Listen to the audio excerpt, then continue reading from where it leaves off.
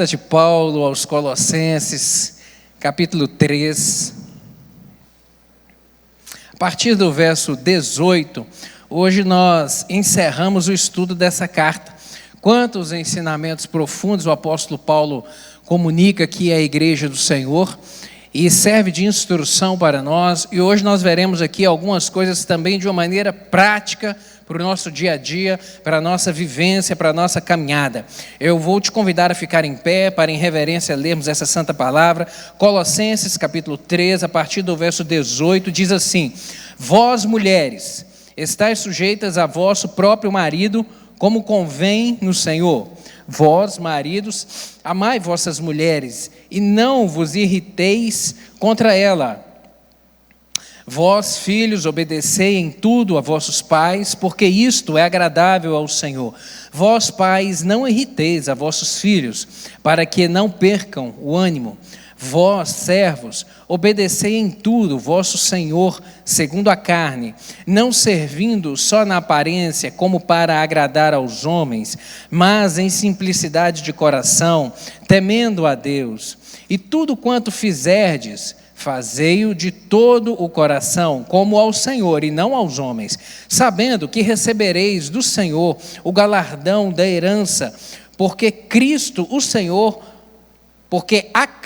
Senhor servis. Mas quem fizer agravo, receberá o agravo que fizer, pois não há acepção de pessoas.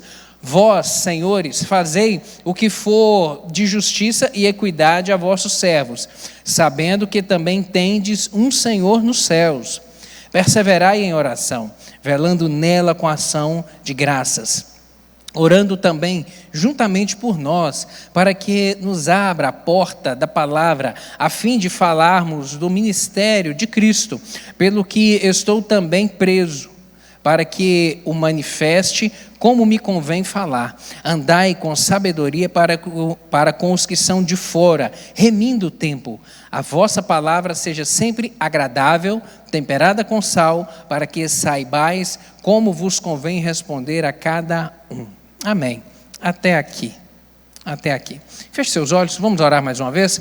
Vamos pedir ao Espírito Santo do Senhor que fale ao nosso coração, que agora comunique ao nosso coração de uma maneira pessoal e individual. Senhor, te damos graças por estarmos na tua casa mais uma vez.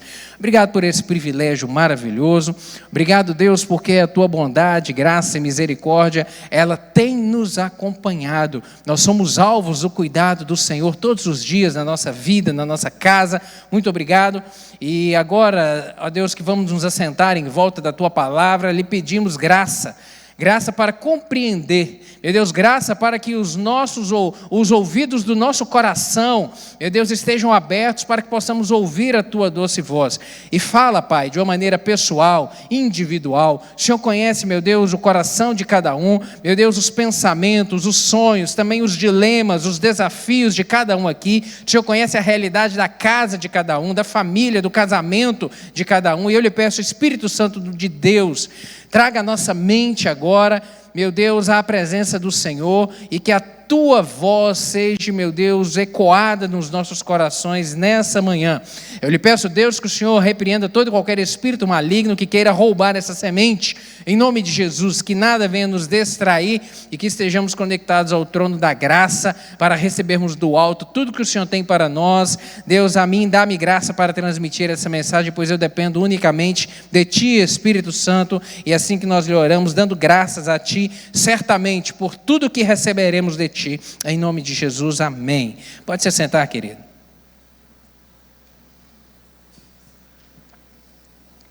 A vida do novo homem. A vida do novo homem. Esse é o título dessa lição, a vida do novo homem. Desde o início, desde a aula passada, o apóstolo Paulo, ele vem falando a respeito nós estudamos na aula passada o início do capítulo 3, agora a continuação. Ele vem falando das implicações da vida do crente. As implicações da vida do crente. Por quê? Porque para o novo homem, Cristo deve ser a primazia. Para o novo homem, Cristo deve ser o centro. Para o novo homem, Jesus e a cruz de Cristo devem ser a sua prioridade maior. Andar de acordo com os seus ensinamentos, com a sua orientação, com os seus princípios e a sua diretriz, inclusive nas relações interpessoais. Porque não há como separar. Não há como se dizer, olha, eu sou cristão, eu amo a Jesus e eu presto ao Senhor o meu culto e a minha adoração na igreja ou lá na minha casa. Mas no trabalho, quem manda sou eu. Ou eu vivo do meu jeito no trabalho. Ou lá dentro da minha casa eu resolvo e eu decido as coisas da minha forma de pensar. Não, mas lá na igreja eu adoro a Deus. Não tem como separar. Não tem como sermos crentes aqui dentro da igreja e lá na nossa casa nós tocarmos a nossa vida à la vontade. No nosso trabalho desejarmos caminhar de acordo com o nosso talante, a nossa forma de pensar. O apóstolo Paulo ele veio mostrar que não, nós somos um. E Cristo deve ser a primazia da nossa forma de pensar e da nossa forma de agir, de maneira que a gente venha se portar de acordo com isso. O cristão deve trazer consigo as marcas de Cristo no seu caminhar. Aonde ele está, ele deve trazer consigo a marca de que realmente é um cristão. Uma forma de falar diferente, não trazendo clichês de um crentez, de um vocabulário crentez, não é isso, mas é uma forma de falar sadia, honrada, que valorize as pessoas, que tema a Deus, que tem uma palavra boa. Nós falaremos sobre isso aqui, na sua forma de agir, no seu comportamento, aonde ele entra, ele tem que ser conhecido, ela tem que ser vista como uma mulher de Deus, como um homem de Deus, no sentido de que o seu comportamento reflete os seus princípios no seu coração, a sua forma de fazer negócios, a sua forma de comprar, de vender, o seu jeito de tratar as pessoas, não, deve demonstrar que ele teme a Deus, que ela teme a Deus. É por isso que nós falamos a respeito de marcas. E Jesus Cristo vem dizer lá nos evangelhos que pelo fruto é que se conhece uma árvore. São pelos frutos. É pelo fruto. Porque o fruto, ele é a manifestação mais pura daquilo que é a essência da árvore. O fruto é aquilo que é evidenciado, é aquilo que se percebe nela. Então aquilo ali é a marca da essência dela, porque realmente brotou de dentro. Não foi alguém que pegou e adornou e pendurou na árvore, na mangueira, uma manga bonita. Não veio de dentro, não veio de fora para dentro. Nasceu de dentro para fora. Por isso que Cristo e as marcas dele, quando o cristão ele caminha de uma maneira autêntica, de uma forma autêntica e verdadeira, o tempo todo ele vai estar evidenciando Cristo na sua vida, o bom cheiro de Cristo. E o cheiro de Cristo sempre é bom, não é assim? O cheiro de Cristo sempre é bom.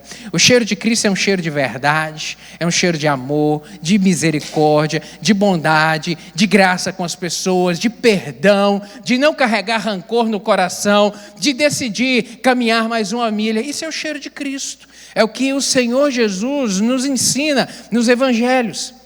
A vida do crente é diferente. Você pode repetir isso comigo? A vida do crente é diferente e tem que ser diferente. A vida do crente, querido, tem que ser diferente. O novo homem, ele deve causar impacto aonde ele está. A mulher de Deus, ela deve causar um impacto na sociedade que ela vive. Ela tem que influenciar. E só dela ser autêntica, e só dele ser um cristão autêntico, ele já vai impactar o mundo que a gente está vivendo nele. Porque os princípios e os valores do mundo são diferentes dos princípios e valores da Bíblia. Então, só de ser um cristão autêntico, você já vai estar influenciando. E é assim a nossa forma de viver. Por isso que o cristão é diferente. Ele tem que ser diferente. Somos chamados a fazer diferença. O Senhor Jesus vai dizer que nós somos o quê? Sal da terra e a luz do mundo. Ou seja, sal da terra, ou seja, é você, crente, que vai trazer um sabor de Deus aonde você está conversando, influenciando as pessoas ao seu redor. É você que vai ser a luz do mundo. E o Senhor vai fazer a comparação de que é uma luz que não se pode esconder. E ela tem que ficar em um lugar de destaque para que ela ilumine todo o ambiente. Quando se acende uma vela, quando acaba a energia na cidade, lá na sua casa, acende a vela, você não coloca ela embaixo da cama. A gente vai colocar ela num lugar mais alto para ela clarear o ambiente. E é assim que deve ser a vida do cristão. Tem que clarear o ambiente onde ele está. Não há como esconder essa luz. E queridos, a gente está vivendo num tempo realmente de trevas, um tempo de escuridão. E a luz, aí de repente você pensa, não, mas eu sei tão pouco, eu só sou um crente. Não é eu só sou apenas um crente. A sua luz, mesmo que possa parecer uma pequena vela, ela vai iluminar aonde você está, dentro da sua casa, no seu trabalho, na escola, com quem você lidar, com quem você negociar, querido, é aí que a sua luz realmente deve brilhar, fazer diferença.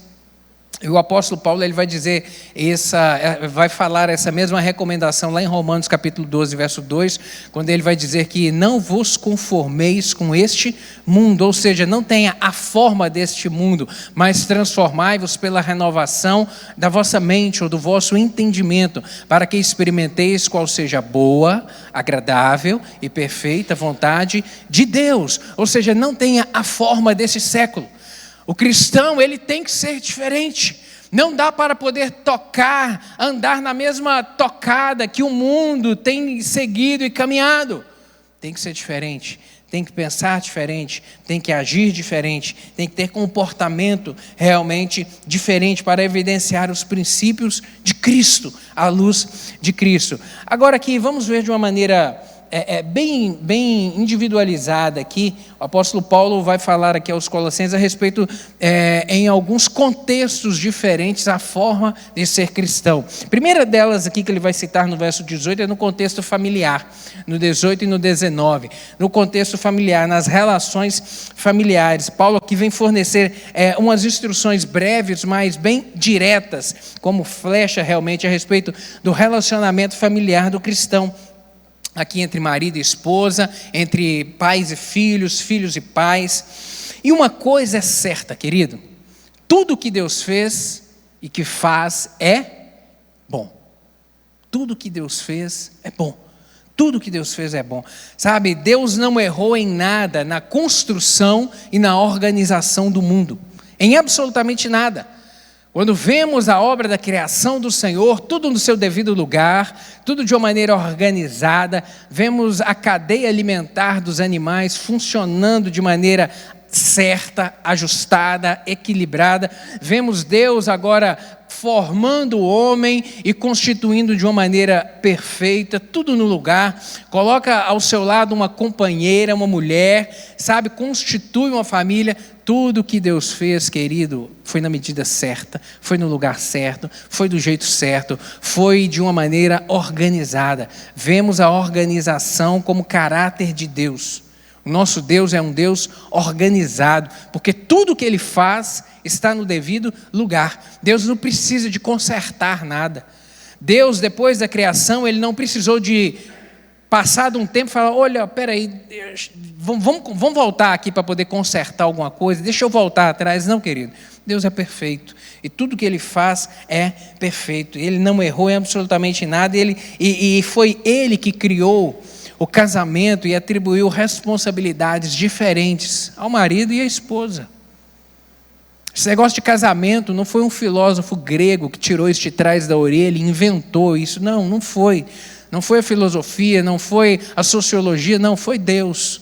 Gênesis capítulo 2, verso 24. Portanto, deixará o homem seu pai e a sua mãe e se unirá à sua mulher, e ambos serão uma só carne. Quem inventou isso foi Deus. E nós vemos Ele trazendo as diretrizes para que esse casal viva bem. E eu gosto de dizer que a Bíblia tem resposta para tudo. A Bíblia tem resposta para absolutamente tudo. A Bíblia tem orientação para as nossas vidas em absolutamente tudo. E uma das coisas aqui que nós veremos é em relação a esse relacionamento interpessoal e familiar. E ao casal, Deus atribuiu uma missão. Qual que é a missão do casal? Permanecer casado. Essa é a missão que Deus deu ao casal. Permanecer casado. E viver para que possam desfrutar de uma vida boa, de uma vida abundante juntos. Verso 19, aqui o apóstolo vai falar a respeito dos maridos. Olha aí, vós maridos amai vossa mulher e não vos irriteis contra ela. Em outras versões vai dizer, não tratai com amargura. Não tratar com amargura. A natureza desse amor aqui, ela encontra-se expressa lá em Efésios capítulo 5, verso 25. Onde o apóstolo Paulo também escrevendo aos Efésios vai dizer que vós maridos amai vossas mulheres como também Cristo amou a igreja, a si mesmo se entregou por ela. Amai, aqui não, o verbo está no imperativo, ou seja, é uma ordenança. Maridos, amai. Engraçado que a Bíblia não diz para uma esposa amar o marido, fala para o marido amar a esposa. Por quê? Porque aí a gente tem que entender o significado de cada um desses verbos. O amar aqui, vamos ver algumas coisas bem rapidinhas aqui a respeito disso. A forma desse amor. Esse amor, ele não é algo motivacional, não é algo produzido por uma circunstância, por um momento, porque embora nós sejamos seres totalmente emotivos, e tem dia que a gente acorda muito feliz, mas tem dia que a gente acorda com a pá virada. Tem dia que a gente acorda chateado até com a gente mesmo.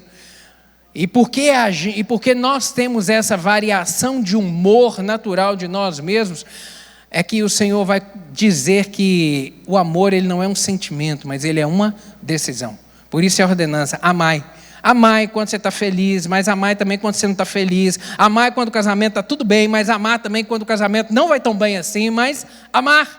Amar é uma decisão, o amor e que existe, principalmente lá no início do relacionamento, quando os dois se unem, quando os dois decidem caminhar juntos, esse amor deve permanecer durante toda essa caminhada a dois. Quero compartilhar aqui alguns princípios bíblicos a respeito do papel desse marido. Como que esse homem, então, deve portar? Porque, como eu disse, Deus, dentro dessa instituição, Ele atribuiu responsabilidades diferentes. E ao marido a responsabilidade de liderança e de amar. Deus atribuiu ao homem a responsabilidade de liderar a família. 1 Coríntios capítulo 11, verso 3, fala isso de uma maneira muito clara. Mas quero que saibais que Cristo é o cabeça de todo homem, e o homem é o cabeça da mulher, e Deus a cabeça de Cristo. Ou seja, Deus, no seu pleno conhecimento, Ele decidiu organizar a casa, organizar a família, e Ele instituiu uma hierarquia. Ele estabeleceu isso para que houvesse harmonia, para que houvesse uma organização. E o apóstolo Paulo vai dizer de uma maneira muito clara aqui: quero que saibais que Cristo é o cabeça de todo homem, e o homem o cabeça da mulher, e Deus o cabeça de Cristo. Ou seja, Deus atribuiu ao homem essa responsabilidade. Querido, os remos estão nas suas mãos, a condução está nas suas mãos, o volante está nas suas mãos, o guidão está nas suas mãos, ou seja, todo um instrumento de direção, seja de uma bicicleta, de uma motocicleta, de um navio, seja de um veículo, está nas suas mãos. A responsabilidade é sua, marido, de conduzir a casa, de conduzir a sua família, de conduzir o seu casamento, de conduzir seus filhos. Essa atribuição, essa responsabilidade, Deus colocou sobre os seus ombros, e Ele te capacitou para isso. Entenda, Deus não nos dá nada de uma maneira que a gente não possa exercitar.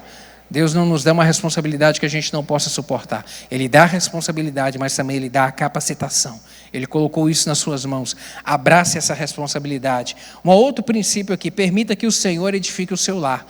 Sabe, permita que realmente a palavra do Senhor seja o alicerce da sua casa, para que a sua casa permaneça de pé. Salmo 27, verso 1: se o Senhor não edificar a casa, em vão trabalham os que a edificam.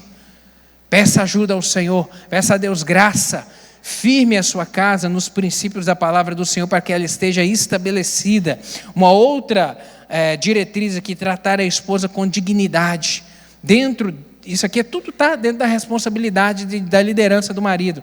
Tratar a esposa com dignidade. 1 Pedro, capítulo 3, verso 7, o apóstolo Pedro vai dizer: do mesmo modo, vós, maridos, sejam sábios no convívio com suas mulheres e tratem-nas com honra, como parte mais frágil e coerdeira do dom da graça da vida, de forma que não sejam interrompidas as vossas orações. O apóstolo Pedro vai dizer: olha, maridão, trata a esposa com honra, trate-a como a parte mais fraca, que realmente ela é a parte mais frágil. E tudo aquilo que é frágil, a gente trata como? De qualquer maneira? A gente empurra para lá? Não. Aquilo que é frágil, a gente pega com carinho, a gente pega com cuidado. Assim, sabe, pensa uma taça de cristal, sabe? Pensa um copo de vidro. A gente tem que tratar com cuidado. Não dá para empurrar, não dá para poder largar de qualquer maneira. Não, é algo de valor.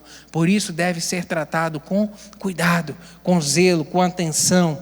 Uma outra responsabilidade também é a de cuidar da família. 1 Timóteo, capítulo 5, verso 8, diz que: mas se alguém não tem cuidado dos seus, e principalmente os da família, negou a fé, e é pior do que o infiel. Outras versões vai dizer: é pior do que o descrente. Olha como que é muito sério, é muito séria o nível dessa responsabilidade que Deus atribuiu a você, marido. Primeiro ele diz que você tem que tratar bem a sua esposa para que as suas orações não sejam interrompidas. E depois ele vem dizer que você tem que tratar muito bem os da própria casa, cuidar dos da própria casa, porque se você não demonstrar esse amor e esse zelo com os da sua casa, a palavra do Senhor diz que você é comparado a um descrente. É pior, comparado não, é pior do que o descrente, ou seja, daquele que nunca experimentou o amor de Deus na sua vida. Porque quando se experimenta desse amor, quando se percebe essa imensa graça de Deus que enviou Jesus para nos salvar, e compreendemos esse amor e aceitamos esse amor, ele influencia agora toda a nossa vida.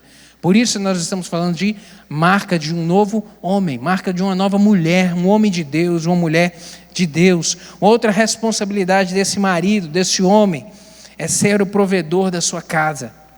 Salmo 128, verso 2, diz: pois comerás do trabalho das suas mãos e feliz serás. Ou seja, é do trabalho, é do seu trabalho, é do suor do seu rosto que você realmente vai providenciar o pão para a sua casa. Essa responsabilidade, portanto, é nossa.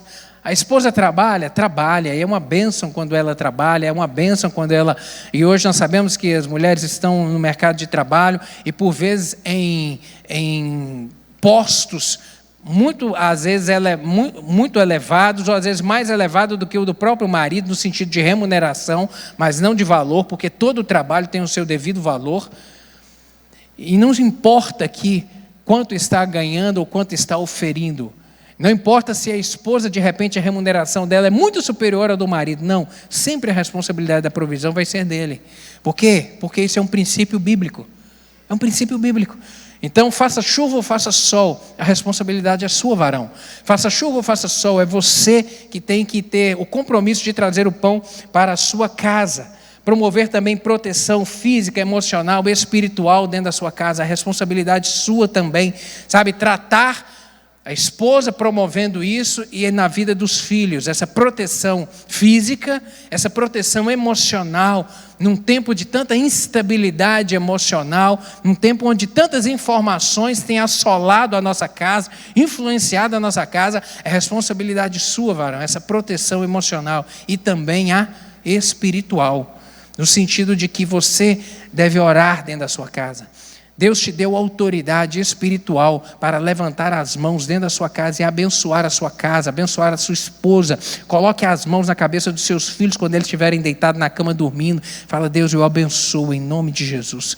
Guarda o coração dos meus filhos, livra do mal. Meu Deus, que nenhuma ingerência do maligno alcance a vida dos meus filhos, que eles cresçam e amem a Jesus. Deus, eu abençoo essas quatro paredes aqui da minha casa, que aqui dentro haja paz, que aqui dentro tenha alegria. Meu Deus, que nada venha trazer tormento dentro do meu casamento. Abençoe a vida da sua esposa, abençoe o seu casamento. Em nome de Jesus, Deus te deu autoridade para isso, varão. Por isso, se coloque nessa posição, dessa responsabilidade que Deus te deu. Isso tudo a gente está falando do verso 19. Vós, marido, amai vossas mulheres. O amor vai significar isso aqui tudo. Apenas uma parte, um dos desdobramentos aqui. Sabe, não tratar, o verso 3 aí, onde ele vai dizer, não a irritais ou não tratais com amargura, significa não guardar ressentimento, perdoar. Significa não ser amargo no trato. Uma coisa amarga é uma coisa gostosa de engolir? Não. Ninguém gosta de comer algo amargo, algo azedo. E a Bíblia vem dizer que esse marido não deve tratar a sua esposa como algo amargo, ou seja, tratar com amargura. Não pode ser rude nas palavras e nem nas ações, mas deve tratar com zelo, com cuidado. Paulo ensina aqui que a esposa realmente é a parte mais frágil e deve ser tratada com zelo e com cuidado. Voltem agora no verso 18. Vós, mulheres, estáis sujeitas a vosso próprio marido, como convém ao Senhor.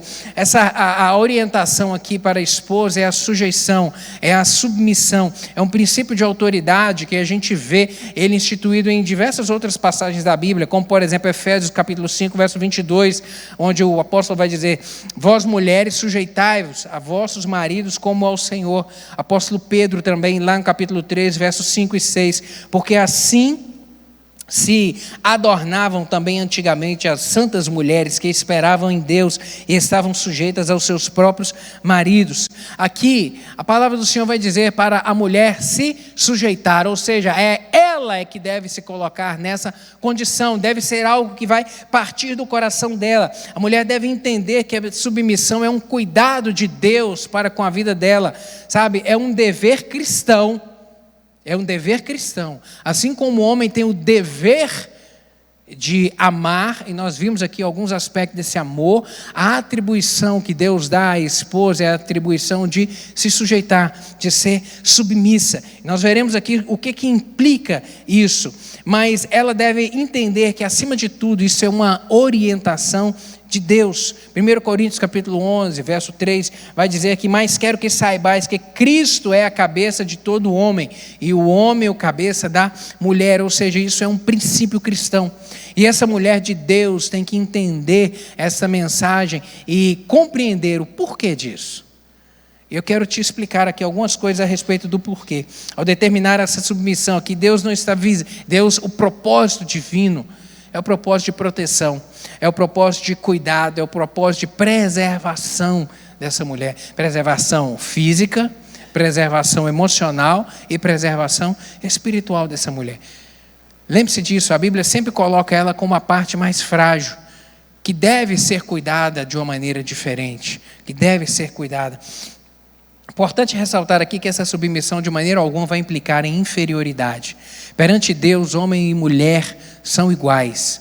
Deus não trata o homem melhor do que a mulher, não, são apenas papéis diferentes, e é isso que nós devemos compreender. Gálatas capítulo 3, verso 27, o apóstolo Paulo vai dizer: porque todos quantos fostes batizados em Cristo, já vos revestistes de Cristo. Nisto não há judeu, nem grego, não há servo, nem livre, não há macho, nem fêmea, porque todos vós sois em Cristo Jesus. E se sois de Cristo, então sois descendência de Abraão e herdeiros conforme a promessa. Ou seja, perante Deus não há distinção de pessoas. Não há rico, não há pobre, não há amarelo, não há pardo, não há negro, não há branco, não há distinção entre homem e mulher, não há. Perante Deus nós somos todos iguais. Mas como eu disse, o nosso Deus, ele é um Deus de organização. Ele é um Deus que coloca as coisas devidas no lugar para que elas se desenvolvam e aconteçam da maneira correta e da maneira devida e possam fluir de uma maneira acertada. Uma outra coisa que há a ser observada: submissão, ela não vai ser absoluta, porque de repente você questiona: então pastor, já que é uma orientação bíblica, já que é uma determinação de Deus para eu me submeter, eu vou ter que sempre... Não, por quê? Se houver Se houver, por exemplo, a situação onde o marido vai tentar levar a esposa a desagradar a Deus, a fazer ou a deixar de fazer alguma coisa que desobedeça um princípio da palavra do Senhor, nessa situação, obviamente que não. Ela não deve agora se submeter a essa condição de pecar contra Deus, de fazer ou deixar de fazer algo que vá afastá-la de Deus. Apenas nessa situação. A autoridade do marido não deve ser exercida jamais de maneira autoritária. E como desenvolver essa submissão? Alguns princípios bem rápidos aqui. Primeiro é ter essa disposição interior. Porque ninguém muda ninguém. Marido não muda mulher. Mulher também não muda marido. Mas o único que tem a capacidade de mexer conosco e transformar o nosso interior é Cristo. É o Evangelho.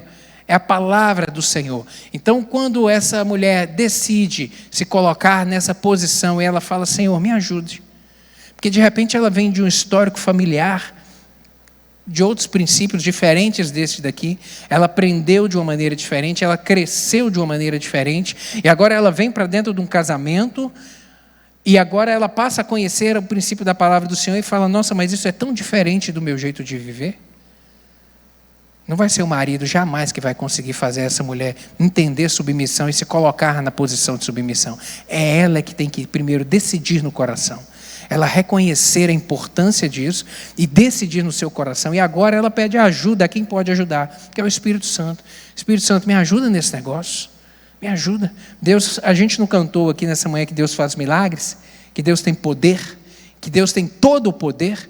Deus pode te ajudar nisso. Basta você querer e pedir o auxílio dele. Por isso, ter essa disposição interior, conhecer e amar profundamente a palavra de Deus, entender que isso é uma verdade absoluta para as nossas vidas, é inegociável, que não tem na Bíblia uma parte boa e uma parte não tão boa, e a parte boa eu sirvo e aquilo que não me agrada eu desprezo. Não, a Bíblia é toda boa.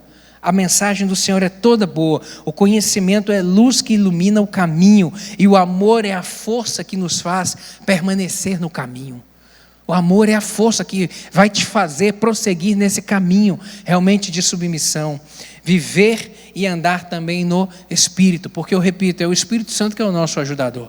É esse marido cheio do Espírito Santo do Senhor que entende a sua responsabilidade, o seu papel. É essa mulher cheia do Espírito Santo do Senhor que entende o seu ofício, a sua responsabilidade, aquilo que Deus colocou na sua mão, o seu papel a ser desempenhado. E assim ambos vão vivendo bem e vão caminhando para frente. Verso 20 aí, volte seus olhos, mantenha sua Bíblia aberta, verso 20, capítulo 13, verso 20. Vós, filhos, obedecei em tudo vossos pais, porque isto é agradável ao Senhor. O apóstolo vem dizer aqui essa orientação agora aos filhos, o princípio da obediência, sempre. Efésios capítulo 6, verso 1, ele vai replicar essa mensagem quando ele disse que vós, filhos, sede obedientes a vossos pais no Senhor, porque isto é justo.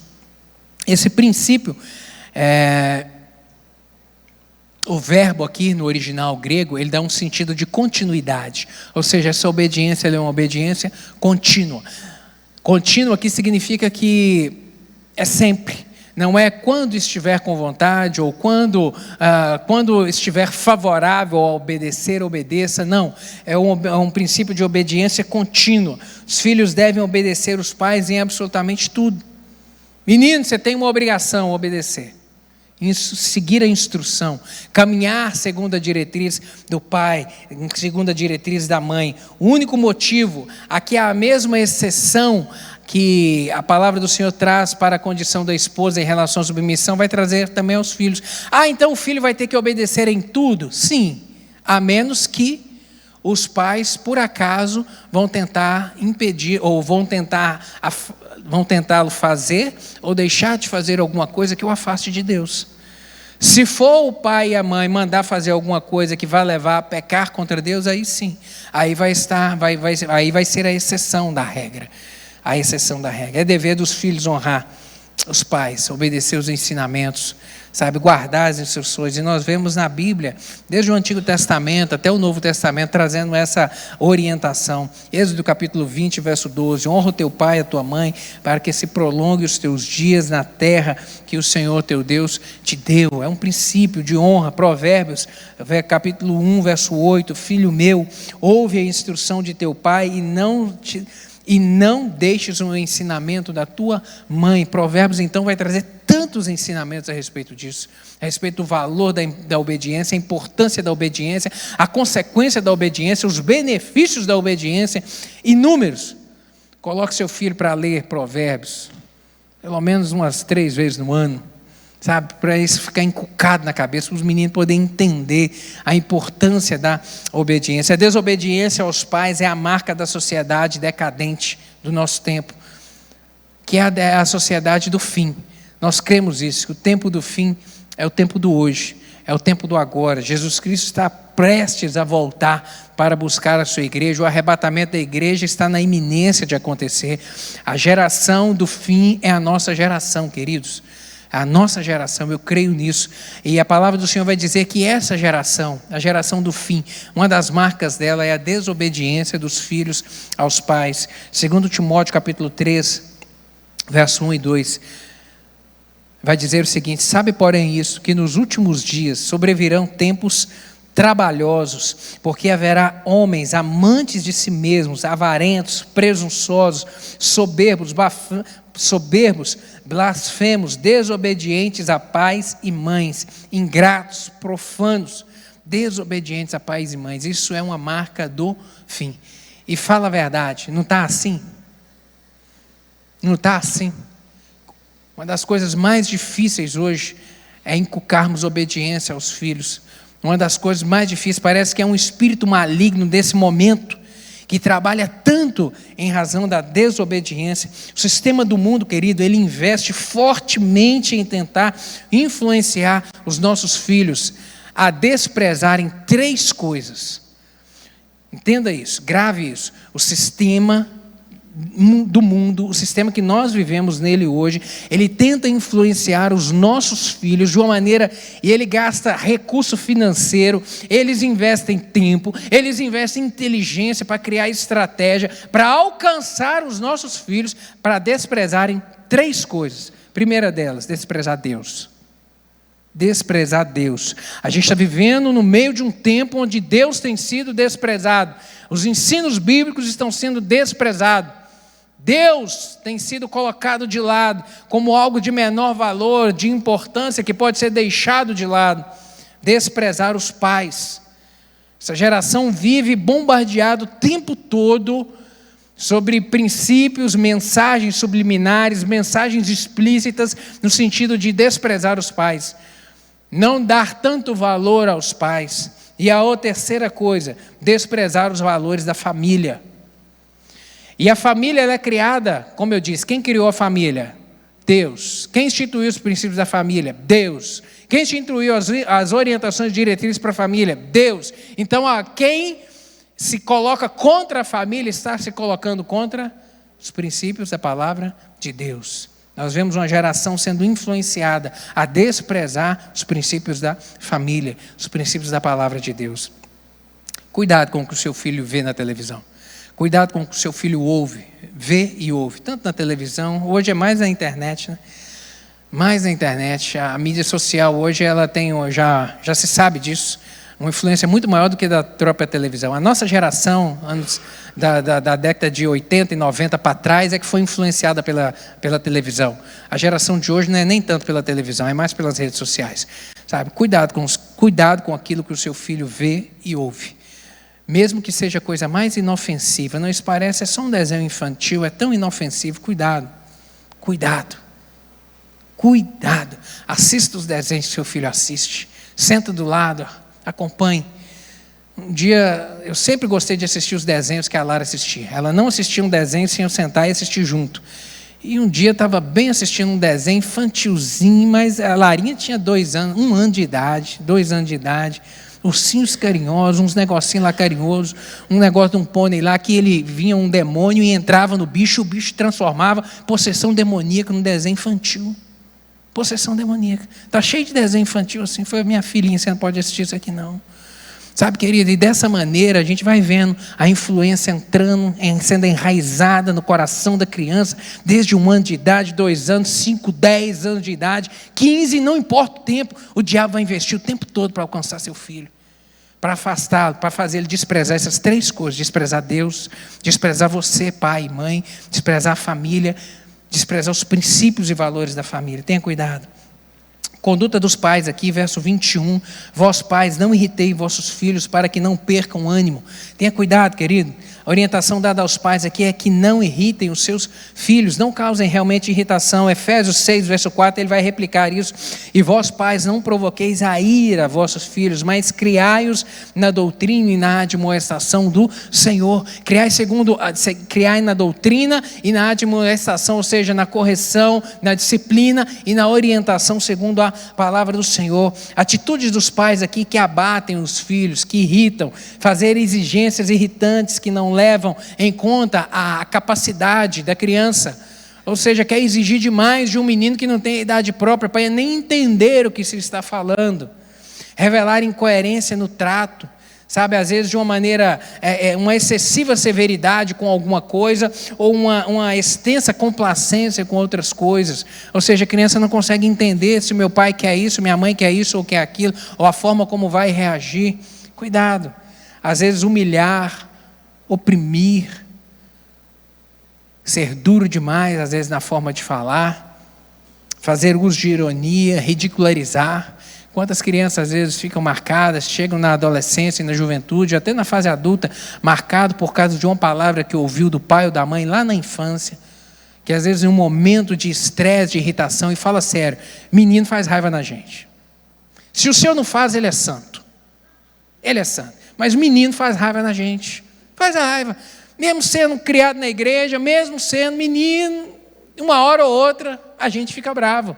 Vem uma desobediência, vem uma palavra, vem alguma coisa, e às vezes, por vezes, quantas crianças em momentos assim foram marcadas por uma palavra dura, por um xingamento, uma palavra que entrou e gravou, ficou como uma marca no coração, sabe? Peça a Deus graça a você para corrigir, orientar, disciplinar na medida certa, do jeito certo. Disciplinar os filhos é necessário, claro que sem violência, mas disciplinar é necessário. Quando a gente fala de disciplina, a gente lembra, a gente que tem mais de 40, os nossos pais eram bravos, os pais de hoje não são bravos não, fala sério, quem tem mais de 40 sabe disso, quem tem mais de 40 já ganhou cabada de vassoura, já ganhou correada, cavara comia no lombo, mangueira então nas pernas, vixe, cantava para lá e cantava para cá. A nossa geração que tem mais de 40, querida, realmente apoiava. Eu me lembro, eu falo, por vezes eu brinco com a minha mãe e falo, oh, mãe, se a senhora criasse menino no tempo de hoje, do jeito que a senhora criou a senhora era presa. A polícia já tinha levado a senhora, mãe. Porque a senhora chegava no portão, porque mandou às vezes a gente fazer alguma coisa dentro de casa, e menino de 8, 9, 7 anos esquecia de fazer, ia para a rua jogar bola. Aí chegava no portão, olhava para um lado, achava um menino lá jogando bola em cima, gritava, fulano, você aparece aqui agora, senão eu vou pisar no seu rim, vou beber o seu sangue. Eu já ouvi isso um monte de vezes, falava, mãe, se a senhora falasse isso hoje, a polícia levava a senhora, mãe. É verdade, não pode falar isso hoje não. A gente que tem mais de 40, a gente apanhou. A gente realmente tinha uns pais bravos na vida. E glória a Deus por isso. Você está sofrido por isso? Você está aí inteiro, tem valor, tem princípio. Glória a Deus por isso. Agora, dava correção, dava disciplina, mas dava amor. Colocava limite, mas ensinava Jesus, mas abraçava, beijava, cheirava, mas dava disciplina. A disciplina é extremamente importante. E a Bíblia vai dizer a respeito disso. Provérbios 13, 24. O que não faz uso da vara odeia seu filho, mas o que o ama desde cedo castiga. Olha que palavra direta. O pai que poupa a vara o filho, ele está odiando o filho, porque ele não está ensinando o filho a ter disciplina. e que é um princípio que ele vai levar para todas as áreas da vida dele. Por que está tão difícil mão de obra hoje no mercado de trabalho? Ser empresário, me fala. Qual que é a coisa mais difícil lá no seu trabalho? Não é mão de obra? Para todo mundo é assim. E quando você acha uma mão de obra, ela está qualificada? Não. Uns meninos indisciplinados, uns meninos que não têm objetivo, uns meninos que não querem se esforçar para trabalhar, para poder crescer. Isso tudo é fruto de quê? Do princípio da disciplina. Porque a disciplina coloca limite, coloca objetivo, põe garra. Então isso cá dentro de casa gera um efeito lá no mercado de trabalho daqui a 10, 15, 20 anos na vida do menino. Provérbios 22, verso 15. A insensatez está ligada ao coração da criança, mas a vara da disciplina a livra dela. A vara da disciplina, sabe? É lógico que com amor, com moderação, mas ela é necessária ser aplicada do jeito certo e no momento certo. Tem um equilíbrio. Não seja abusivo, mas também não seja omisso. Não seja abusivo, não seja violento, mas também não seja negligente. Não seja negligente. Seguindo aqui, do verso 22 até o verso 4, até o verso 1 do capítulo 4, o apóstolo vai falar aqui das relações entre empregados e patrões, a importância dela, a forma como ela deve ser tratada, a conduta dos empregados, aí do verso 22 a 25, ele vem dizer: vós servos, obedecei em tudo a vosso Senhor, segundo a carne, não servindo só na aparência, mas não somente como agradar aos homens, mas em simplicidade de coração, temendo a Deus. E ele continua dizendo aqui, sabendo que recebereis, verso 24, recebereis do Senhor o galardão da herança. É um princípio aqui da obediência, a forma como o empregado deve se portar dentro da empresa onde ele trabalha, perante o seu chefe, princípio de obediência. Está vendo a disciplina lá dentro de casa, ela sendo replicada agora em outro princípio, que é o da obediência. Filho que não obedece pai e mãe, ele também não vai obedecer chefe. Filho que não se submete a pai e mãe, ele também não vai entender a hierarquia cá dentro do mercado de trabalho. Isso vai ser um problema para ele. Vai ser um mal para ele próprio. Existe aqui do empregado realmente obediência ao seu empregador. De que maneira? De uma maneira consciente, de uma maneira respeitosa. A palavra do Senhor vai dizer aqui com temor, de uma maneira respeitosa, de uma maneira sincera, com singeleza de coração.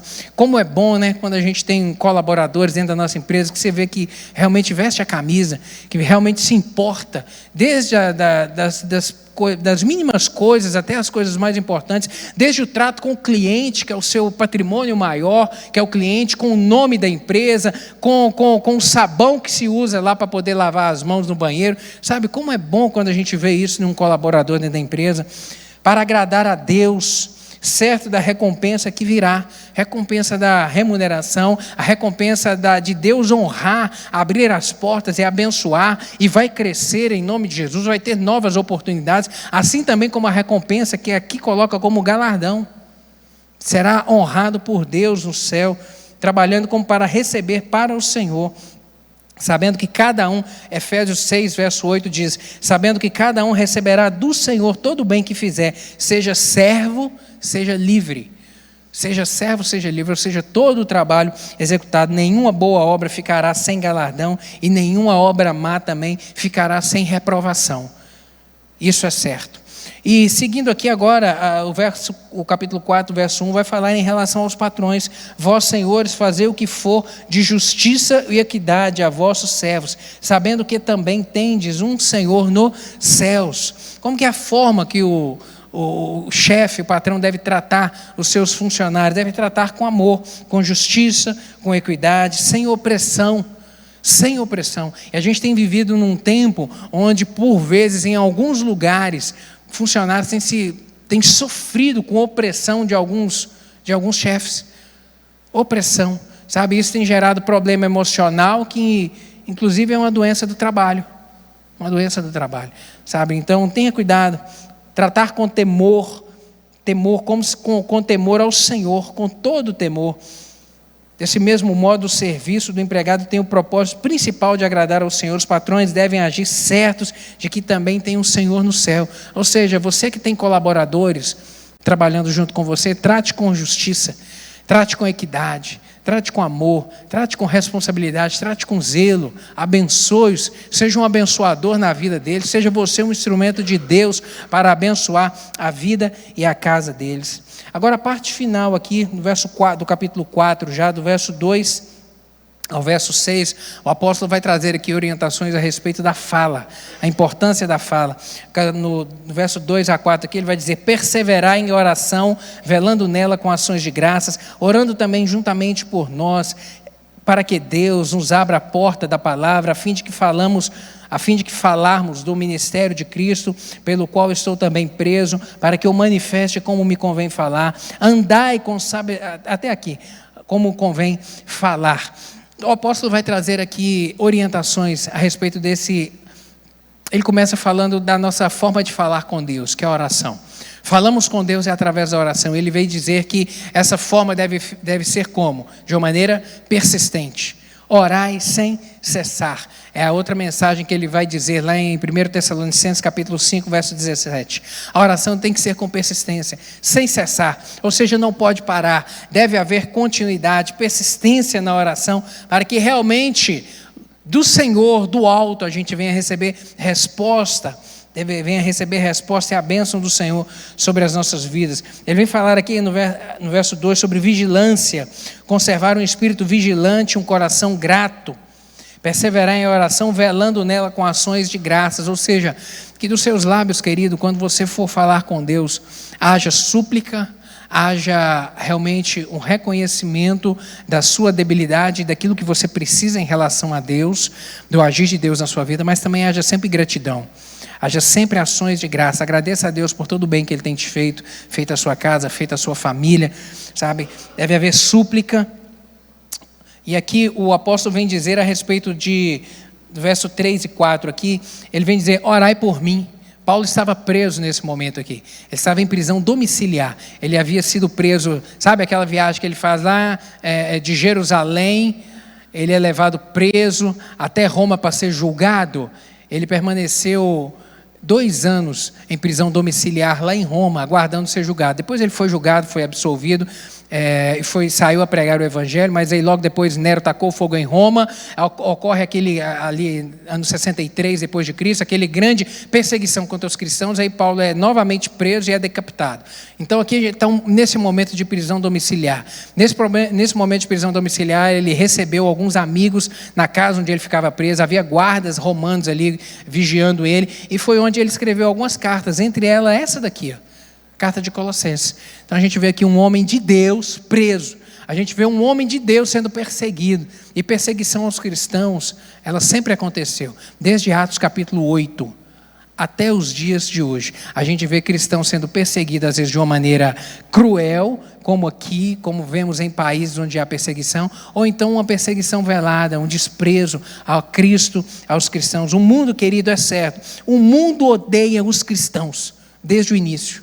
Desde o início da igreja, o mundo odeia os cristãos, porque quem é que rege este mundo? Quem é o principado maligno que governa esse mundo? É o diabo e seus anjos, que governa esse sistema. É o diabo e seus anjos, e odeia Cristo e odeia a mensagem de Cristo. O desprezo e profanação das coisas cristãs, querido, agora também ela não ficará impune. Não ficará impune.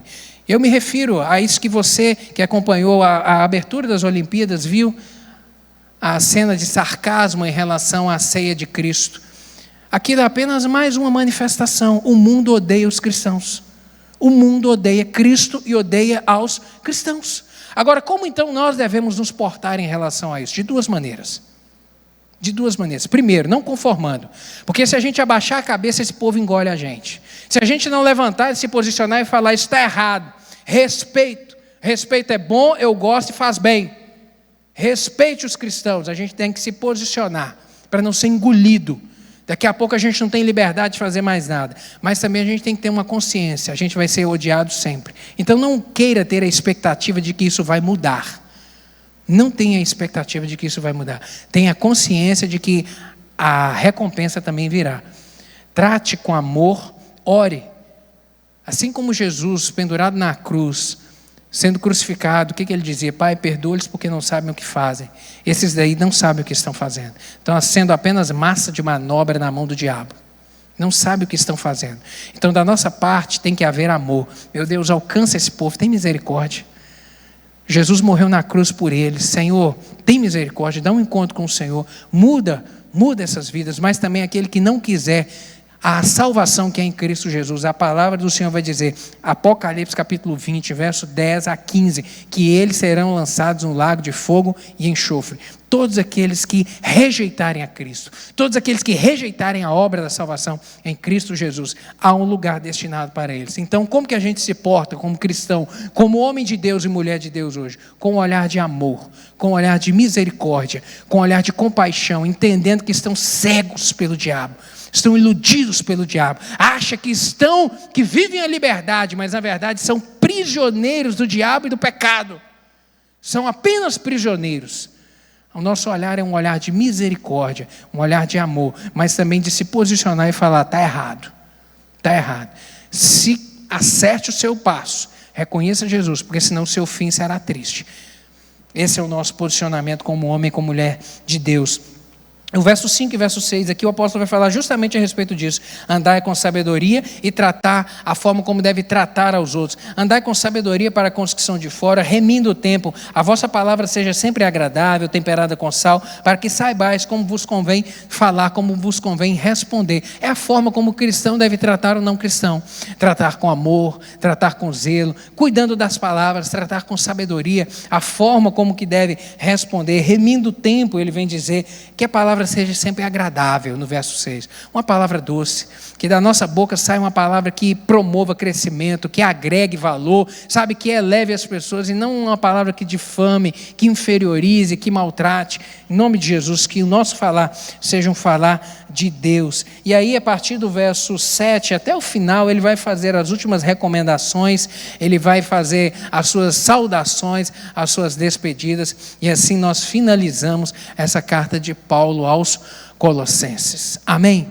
Desejo que essa palavra tenha falado muito ao seu coração. Vamos ficar de pé? Vamos orar?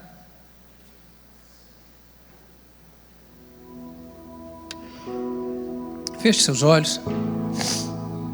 Quanta orientação aqui, né? No trato do marido com a esposa, da esposa com o marido, de você, pai e mãe, com seus filhos. Quanta orientação de você com seus colaboradores, a forma como tratar as pessoas. Queria que você fechasse seus olhos e apresentasse o seu coração a Deus agora. Eu tenho certeza de que você pode melhorar em alguma dessas áreas aqui. Eu tenho certeza que há coisas a serem melhoradas na sua vida. Como quando eu estava estudando, eu vi coisas dentro do meu coração, eu falei, Senhor, me ajude a melhorar. Me ajude a melhorar como marido, me ajude a melhorar como pai, me ajude a melhorar como cristão nessa terra, me ajude a melhorar como empregador. Em nome de Jesus, apresente o seu coração ao Senhor, fala, Senhor, me ajude a melhorar nessa área. Chama pelo nome, reconhece que você precisa de mudança, peça ajuda. O Espírito Santo está aqui para operar milagre, ele opera cura, ele opera libertação, ele abre portas de emprego, ele traz solução e ele também te ajuda nisso aí. Por isso, peça a Ele, Espírito Santo, me ajuda nessa área aqui. Eu preciso de melhorar nesse negócio. Me ajude, me ajude, me ajude. Obrigado, Deus, porque temos o Espírito Santo como nosso guia, o nosso guarda, o nosso companheiro, o nosso consolador, aquele que é o nosso guia. Obrigado, Espírito Santo, pela Tua presença em nosso coração. E lhe peço que o Senhor nos ajude, Deus, a melhorar. Hoje o Senhor, com a Tua palavra, nos desafiou em tantas áreas diferentes. Nos ajude a sermos melhores. Nos ajude na nossa forma de falar, que da nossa boca saia sempre palavras que engrandeçam, que edifiquem. Que onde a gente entrar, meu Deus, a gente influencie.